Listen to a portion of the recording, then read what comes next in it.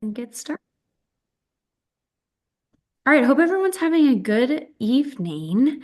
Um, I had a great day at work, and then I am helping out at a local pregnancy center, which is kind of cool. And I'm helping teach a health and fitness class. And so I wanted to start off by just saying, if you have any hobbies, if you have skills in bread making, animal keeping, sewing, canning. I think it's really cool. I mean, a lot of people like gravitate towards the crunchy athlete or just like working with me in general because you have skills in crunchy things. You have skills that you've developed over time, either from like your mom or your grandma, or you taught them yourself.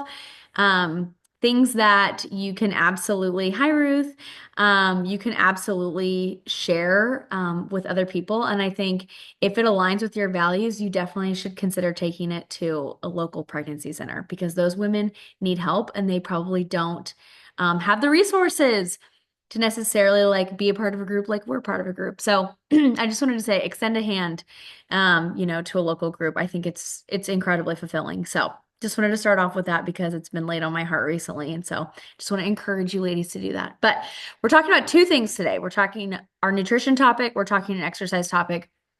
Our nutrition topic that we're talking about today is dairy, um, and how to talk about lactose, what we should be shopping for, what should we be looking for when it comes to dairy. You can always drop questions in the chat. I'll be keeping an eye on the chat as we go. I'm probably going to drop a couple links in the chat as well, just a couple resources that you can take a look at. And then we will go over also unilateral movements. Unilateral movements being single leg or single arm exercises, and why that's important to include and why I program them.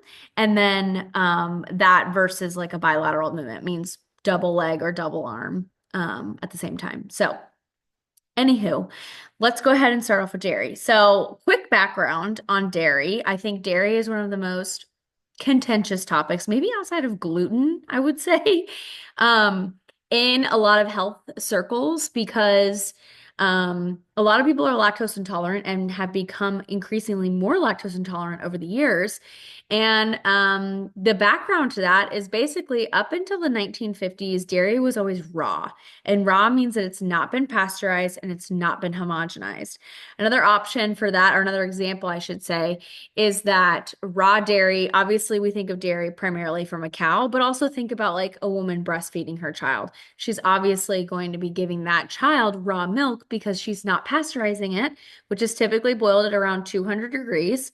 And she's not homogenizing it. She's not pumping it through a filter that breaks up all the fat globules and disperses them throughout the milk, right? Like they're giving, mothers give their newborns, their offspring raw dairy. And so up until around the 1950s, this was pretty normal. Everyone drank raw dairy from their local dairy farmer. And after World War II ended, a lot of farmers started moving into big cities. And when they wanted to move into big cities, they brought their cattle with them. And when they brought their cattle or their dairy cows with them, when they were in the big cities, they would put them in these giant like cement factories, basically, because that was the only place they could keep their cows. And now all of a sudden their cows were like eating trash and they were like living in their own filth and feces. And it was just a terrible condition. And what ended up happening was the cows got sick, and that means that their milk got sick. And when their milk got sick, then people got sick because they were drinking the milk. And so obviously that was the first like major bout of listeria that we hear about. And then of course Louis Pasteur, which was a scientist on the scene, came on the scene and he said, well, if we boil the milk, it kills off the listeria. So instead of fixing the habitat that the cows were in, they started just boiling or pasteurizing milk.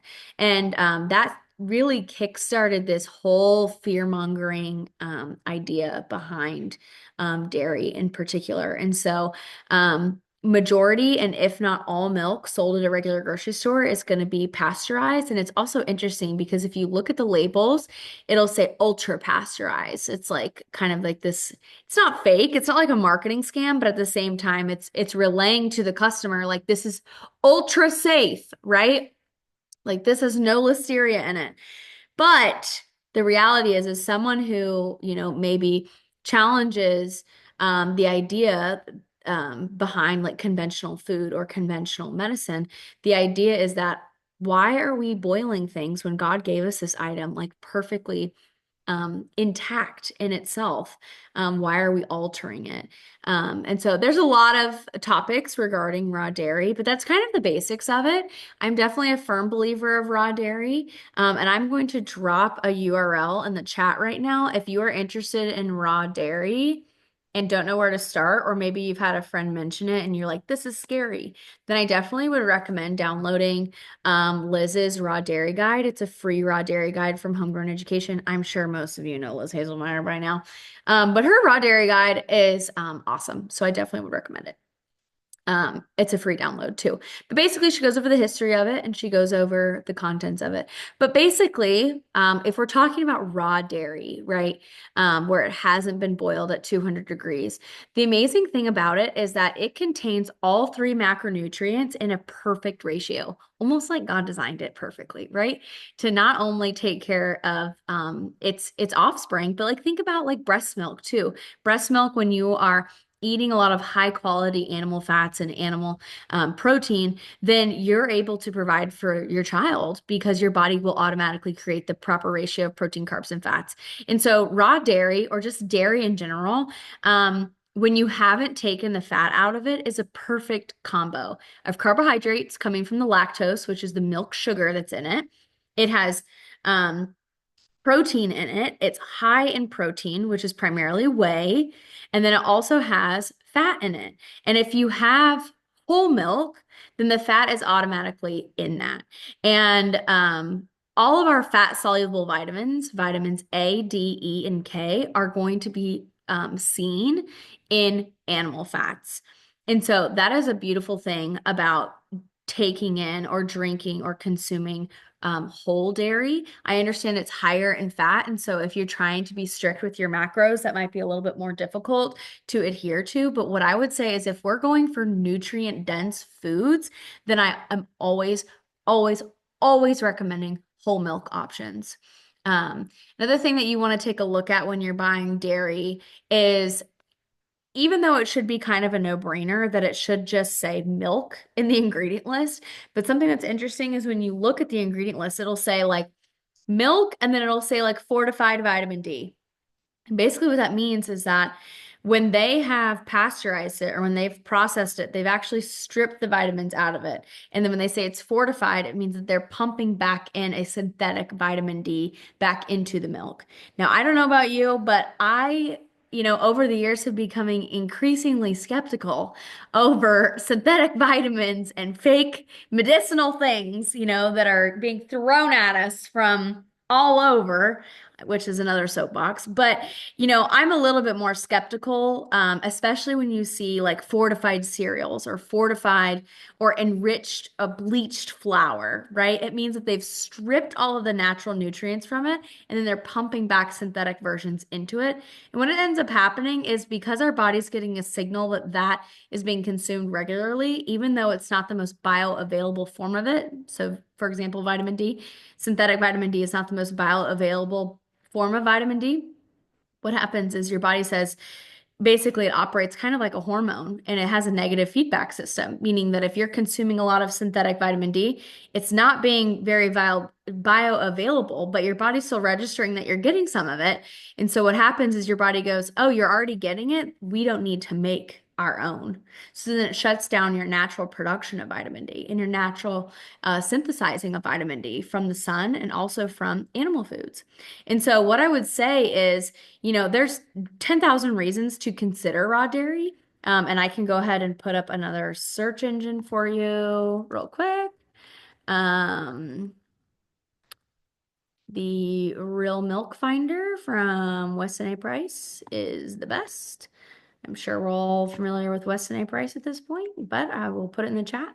That is a location of where you can find raw dairy. And so obviously, um, obviously there's going to be some scare tactics around raw dairy. But what I would say is because it contains all of its natural forms of vitamins A, D, E, and K, it contains a perfect, well-rounded protein, carbs, and fats. It also gives you the ability to skim off the cream off the top and use that to make butter if you want, or you can shake it up and put the fat back in the milk, right? And so when we're talking raw dairy, obviously the fat is going to rise to the top, and that's going to be the cream, which you can do a whole bunch of different things for. But if you skim that off the top, then now you have skim milk, right? So now we're talking about the variety of types of milk that you can buy typically from the grocery store. Skim milk, 1%, 2%, whole milk. And so, like I said, especially for kids, growing kids, developing kids, I'm always recommending whole milk. Um, Again, especially for like, teenage boys, whole milk, absolutely. The only time I would not recommend whole milk is if you are doing like a strict macronutrient count and it really is going over the edge with your fat content, then I would maybe consider it. But even then, right, we need those fat soluble vitamins. We need that animal fat because animal fat is cholesterol. Cholesterol lines our brain, it lines our nervous system, it lines our gut. So we do need those fats.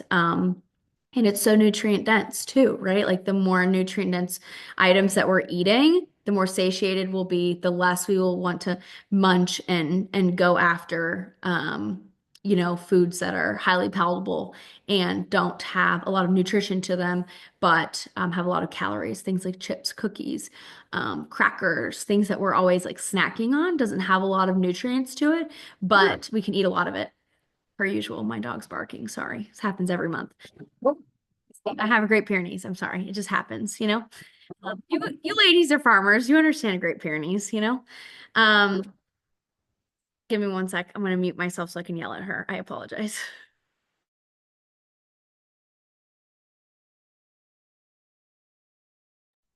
Okay. Now, when we talk about different types of milks or dairies that you can buy, well, actually, let me back up to the percentages. Skim milk is obviously going to be like the idea that like the fat or the cream rose to the top. You skimmed it off. Now it's skim milk. Pretty much then you only have, I call it sugar water. I know that's probably insulting, but that's kind of what I call skim milk. And that's also what it tastes like. It's so tasty, but it tastes like sugar water. And it's just like you could just suck it down. But at the same time, it has very little protein in it and has very little fat in it. So basically, it is sugar water. It's basically just pure carbohydrates. And so, again, maybe you can use skim milk for some cooking, but I always would recommend the fat. 1%, 2% are just going to be the percentages of fat that are in the milk. Again, that is always been a little bit strange to me, to be honest, to like go to a grocery store and have so many options. Like you would think that at this point we would probably have like skim and whole. Like the fact that we have 1% and 2% is like kind of strange, but obviously the more percentage, the more fat is going to be in the milk. Um, Other things that people typically ask me about is going to be something like Fairlife. Like, is if you are lactose intolerant, could you go for Fairlife? Like, what should I think about Fairlife?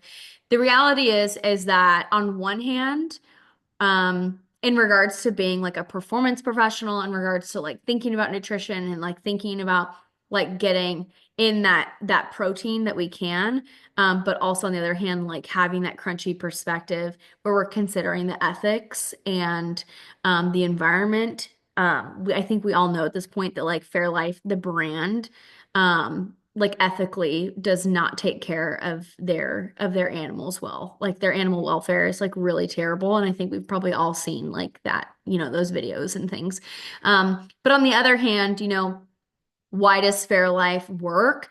Fairlife works because they take an enzyme called lactase in their milk, and lactase breaks down lactose. Now, the interesting thing is that when you have raw dairy, there is lactase naturally occurring in the milk. Lactase and lactose are both present in raw dairy. But when you pasteurize it, lactase drops off and the lactose stays. So what ends up happening is that when you start pasteurizing dairy, generation after generation after generation, you now have all of these people and all of these children and the next generation now unable to break down lactose, the milk sugar, because we have not been exposed to the lactase that's naturally occurring in raw dairy. A lot of times, if people are lactose intolerant, but they start incorporating small forms of dairy over time, they're able to manage raw dairy because it has, again, lactase already in it, which that has been that's pretty much gone when you pasteurize it. So again, Fairlife works if you're lactose intolerant, but it's because they add lactase to it, and you can see that on the ingredient list.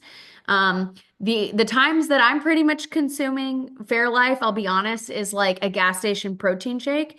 Those Fairlife protein shakes do have minimal ingredients. They do have erythritol in them, which is an artificial sweetener, so it's not great. But in regards to like your best bang for your buck, in regards to the price, the taste, and the amount of protein in it, those 42-gram protein shakes that they sell through Fairlife at like most gas stations are like a pretty solid gas station option. I usually grab that and like some beef jerky as a side note. So there's my thoughts on Fairlife. I don't see any questions in the chat yet, so I'm just gonna like keep rattling off my stuff. Um, so other options when we're talking about dairy, if you have some form of lactose intolerance, the best thing to do is you can pretty much start, if you want to start incorporating dairy back into your diet. The first thing you can do is actually start cooking food in ghee. And the thing that's really cool about ghee, I see your comment, Sarah. I will, any tips on introducing raw dairy for the first time?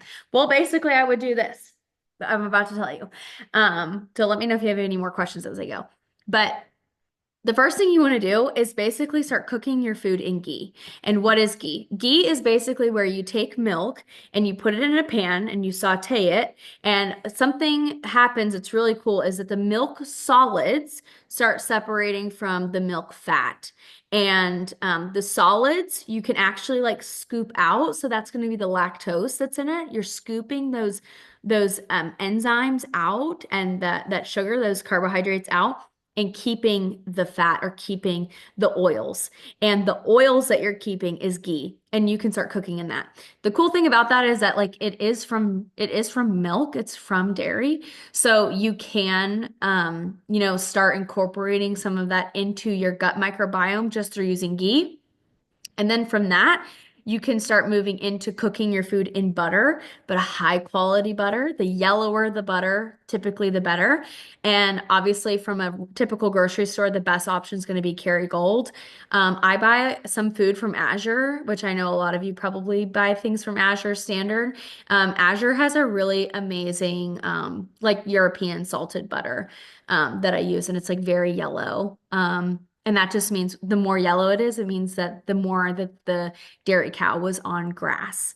And so it makes the butter like that rich yellow color coming from the green grass that it's eating and the high quality fats that are in it. And so you can start doing ghee and then you would move into butter. And then from there, you would start incorporating things like hard cheeses. So like Parmesan cheese would be amazing. They sell a really great, affordable Parmesan cheese. From Aldi, which I would really recommend. And then from there, I would start like baking with some form of dairy. And then I would, at some point, maybe doing like a small, like shot glass of raw dairy.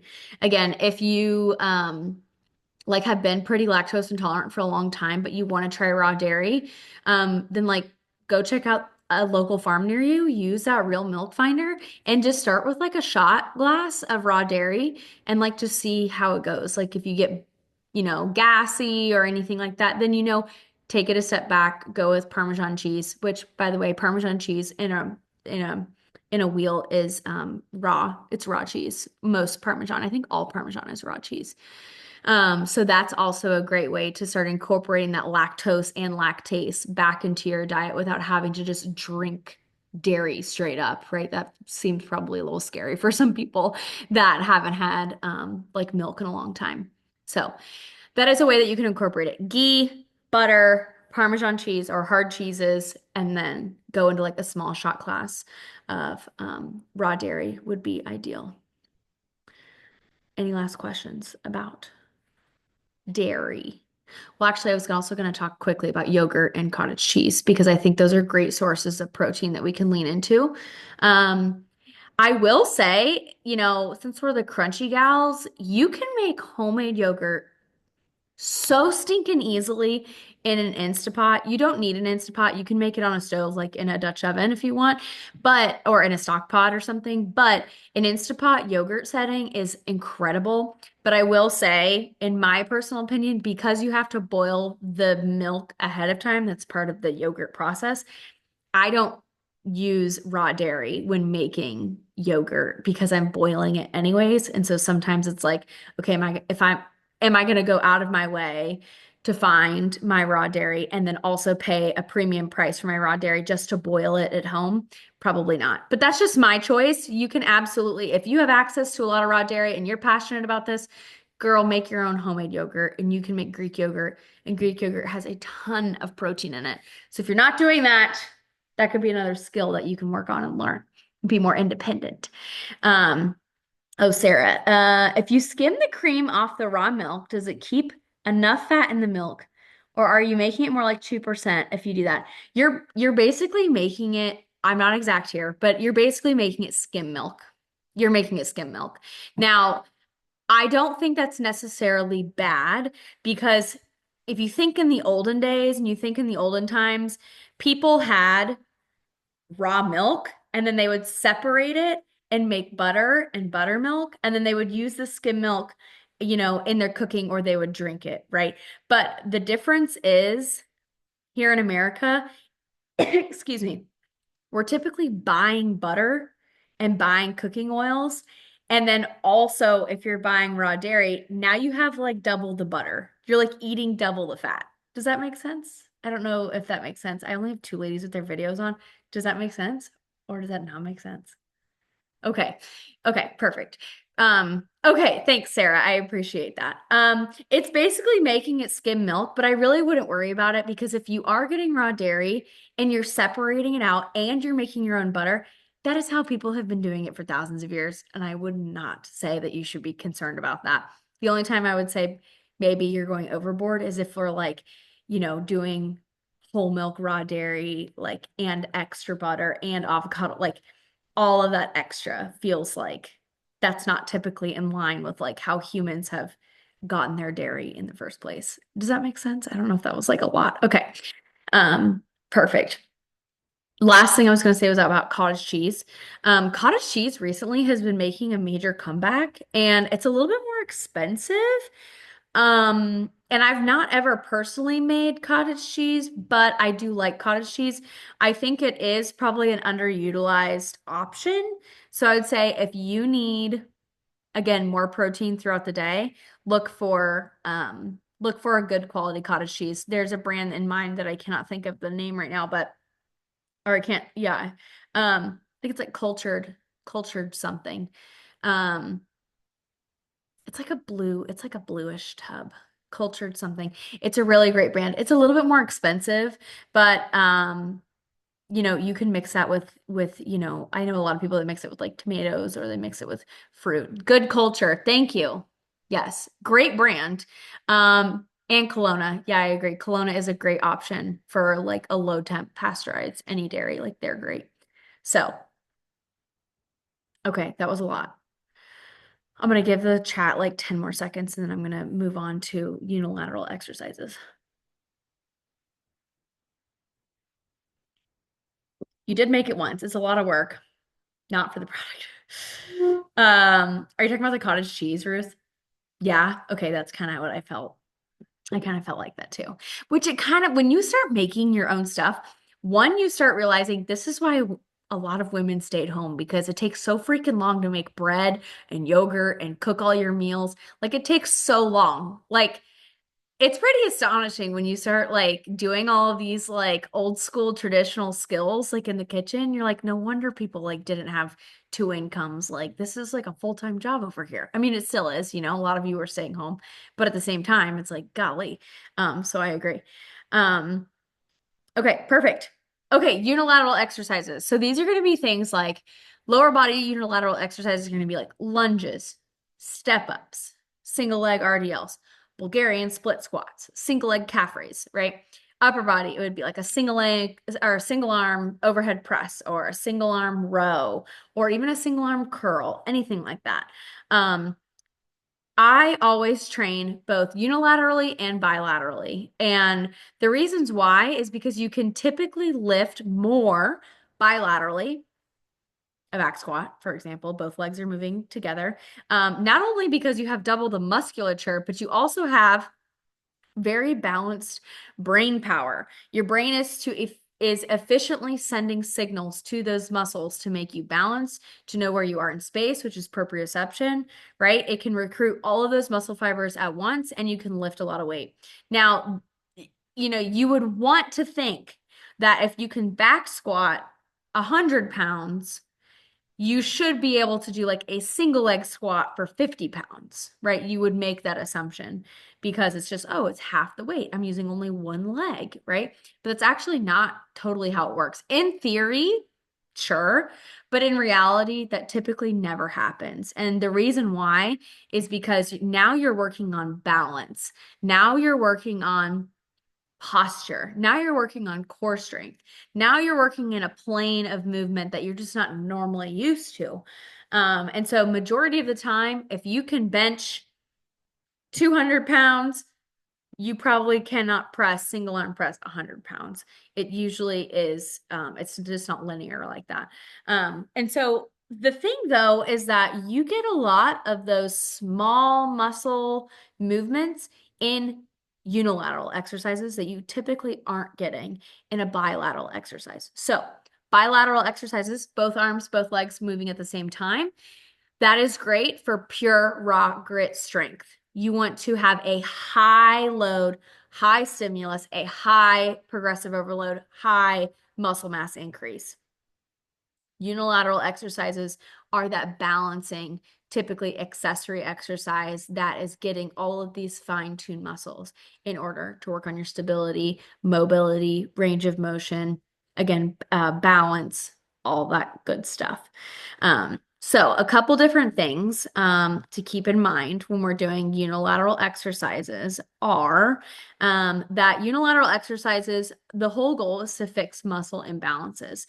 And what that means is, if you've had a surgery or if you've had, a previous injury where maybe you like broke your ankle. And so now your right ankle is really tight compared to your left ankle. When you're squatting bilaterally with two legs together, you may see some hip shifts, right? Or you may see some twisting that might not be totally normal or advantageous long term. So what you would do then is instead of just, greasing a groove of a poor movement pattern because you're twisting based on your ankle. Now we're going to do a single leg exercise. So you're isolating one side at a time. And ideally, in this scenario, you would improve your ankle mobility on your right side. You would still be strengthening your left side. And then at some point, you could go back to a back squat and see how things are moving. Another reason is that you would want to improve your core stability. You already know, like when you're bending over, maybe you're doing a hinge or an RDL. It's one thing to hold a bar in front of you and everything is balanced. It's another thing to be in a hinge position doing a single leg RDL, and now your foot is teeter-tottering on the ground because now you're dealing with your hips, you're dealing with your trunk, you're dealing with where your chest is, you're dealing with where the bell is, your kettlebell is being held. And so what that does is now you're honing into like, okay, where is the balance in my foot? How is that translating up to like, where my hip is positioned? And that where is that traveling up to like, am I keeping my core tight? Am I keeping my spine long, and my back tight? All of those things now are coming into play when maybe you didn't think about that before when you were doing just a double arm or double leg exercise.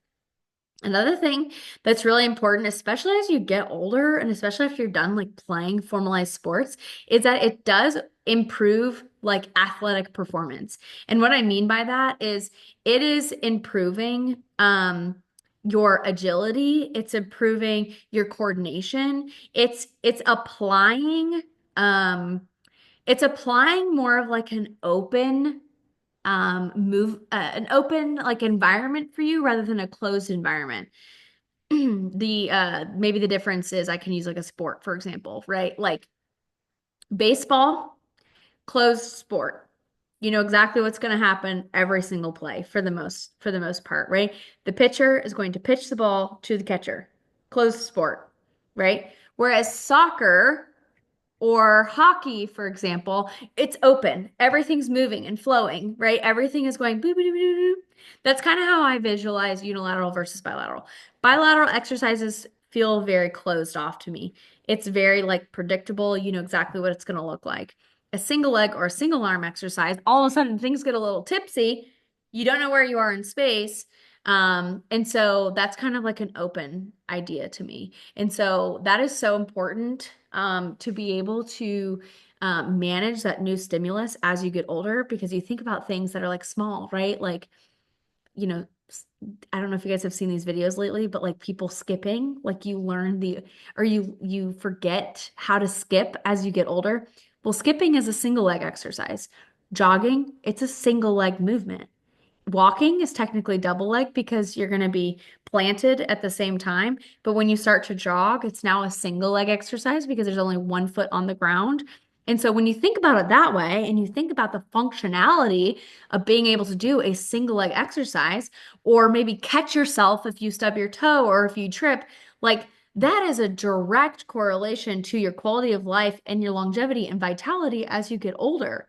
And so that is why I like unilateral exercises, is because you have to adapt to these new stimuli over time. Whereas if you just like bench squatted and deadlift for the rest of your life, you might still like trip on a curb and fall over because you've never worked in like a different plane of motion. Um, so there's that. I know I rambled a little bit there, but and then the last couple ones is like an obvious is going to be you're reducing a risk of injury because you're balancing out your limbs, you're balancing out your hip structure, you're balancing yourself in all of these planes of motion. I was going to show you guys a picture here. Let's see. I should have had this pulled up, but um and so when we're looking at the body, when I'm studying the body as as a strength coach, this is what I'm looking at. I'm looking at these planes of motion here. I just dropped it in the chat. And so these are the planes of motion that I want to stay balanced in. I want to stay balanced between the transverse plane. Oh, I think I put in the, let's see. Okay, little different terms here. But the transverse plane basically cuts you like around your belly, right? And so it's going to be the plane where you're moving in a rotational fashion, like this, like parallel to the ground.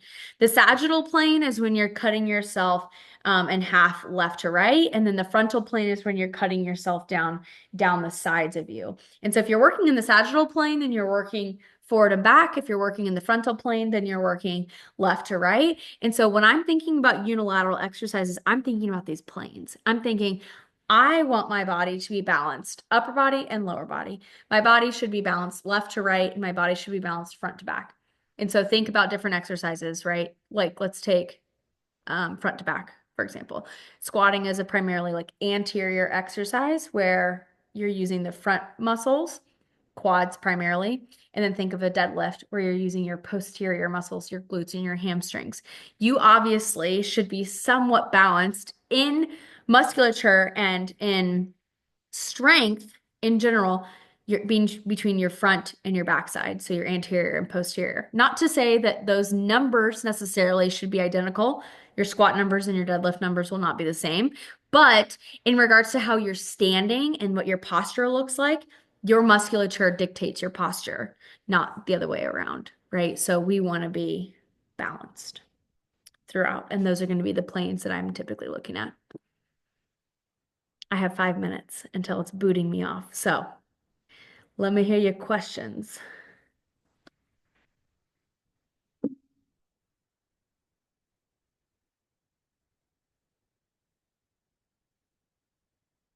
Okay, until I hear any questions, then I'll do some small admin upkeep. Um, I sent out an email about the half marathon running program that is available to you now if you're interested in that. Um, it is in the email that I sent you. The access code is in the email that I sent you. And I also posted it on the Crunchy Athlete member site on my website. So if you log into, I see your question, Ruth. I'll answer that in just a sec. If you log into your member site on my website, you will see a post that will say half marathon training program, and the access code will be in that. So you can take a look that way.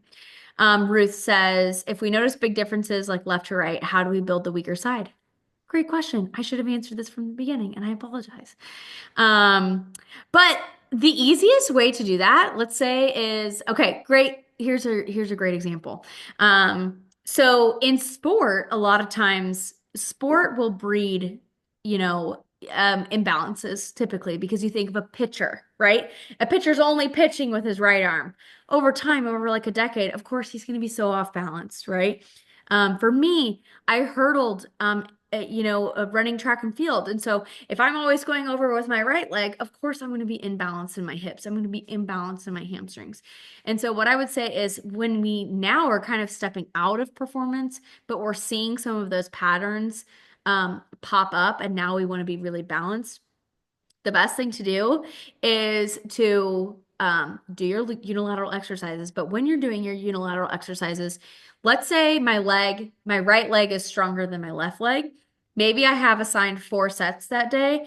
Maybe I'll do 3 sets with my right leg, and maybe I'll do 4 sets with my left leg. You can do more sets with the weaker leg. You can also choose a heavier weight for the weaker leg also. It's not always perfect, and that's not always a perfect, um, way to go about it. But how I visualize that is like, let's say that this is my right leg and this is my left leg in regards to strength. If I'm doing 4 sets of 12 on both sides, I'm just kind of going like this and then like this and like this, right? Instead of like maybe doing 3 sets here and then doing 4 sets here. The idea is now that you're evening them out. That's another theory as well. I've done both. I've programmed both ways. But what I would say is your big ticket item is I always love taking videos of myself because it shows me those little things that I'm not normally, sensing in myself and how I'm moving. So maybe take a video of yourself, see if your hips are shifting when you're squatting. And if they are, then instead of back squatting one week, maybe you're subbing it out for a split squat. Maybe you're subbing it out for a box step up, or maybe you're subbing it out for a Bulgarian split squat. So you're taking that same movement pattern, a squat, but you're slightly adjusting it to something that's a single leg version. That is a completely fine thing to do if you want to work on that. Great. I have 90 seconds until it's going to boot me. So I have time for probably one more question, and then I will say farewell. But if you don't have any other questions, you're obviously free to go. But I will stay on for the next 90 seconds and see if anybody has any other questions. Thanks, Sarah. Thanks for coming. Have a good night.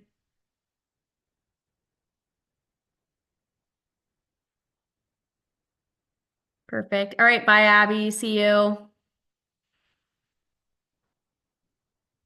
Thanks, Tavia. See you. Bye, Ruth. Good seeing you. We have another one, January 28th. See you then. Bye, Alicia. Thanks for coming. Good seeing you.